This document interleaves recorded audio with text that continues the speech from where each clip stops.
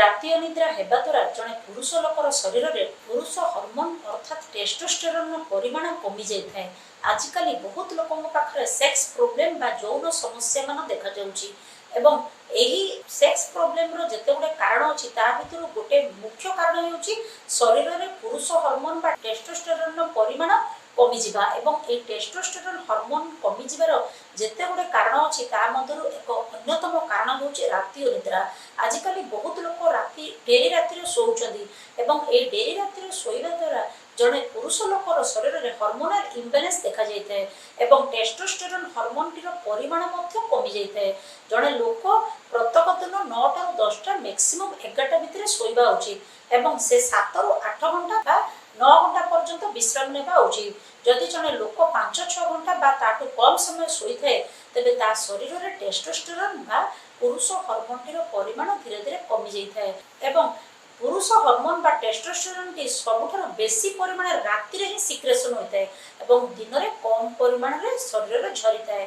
तेणु जड़े लोक ठीक समय सोइबा द्वारा तार ए टेस्टोस्टेरोन बा पुरुष हार्मोन टीर परिमाण शरीर मध्य ठीक रही थाए। एवं आउ गोटे कथा जड़े लोक डेरी राति सोइबा द्वारा तार मध्य डायबिटीज टू आरंभ करी मोटापी एवं डिप्रेशन भली रोग देखा जाए। तेणु परे तार यही सब रोग द्वारा यौन समस्या बा सेक्स प्रोब्लेम मान धीरे धीरे देखा जाए।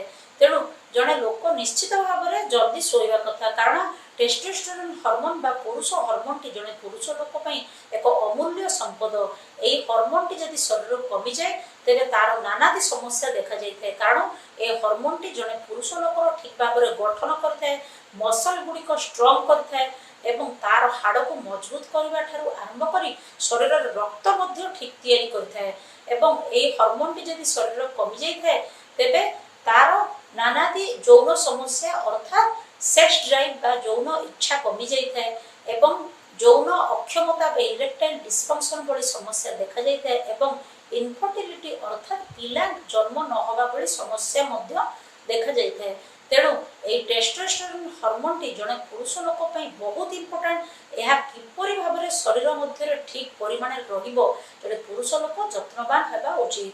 तेणु डेरी राति पर्यंत चाहिबा द्वारा जेहेतु ए हार्मोन टी कमी जाए तेणु प्रत्येक लोक चेष्टा करबा कथा ठीक समय सोइबे एवं 7-8 घंटा बा 9 घंटा पर्यंत निश्चित भाव में विश्राम नेबे।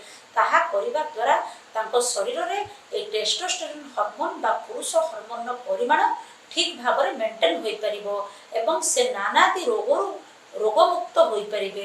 तेणु समस्त को रिक्वेस्ट आपण माने जदि डेरी राति सोचंती ए वीडियो टी देखिला पर निश्चित भाव में जल्दी सोइबा को चेष्टा करंतु कारण आपनक शरीर रे मध्य ए पुरुष हार्मोन बा टेस्टोस्टेरोन परिमाण ठीक भाव में मेंटेन होई रही परिबो।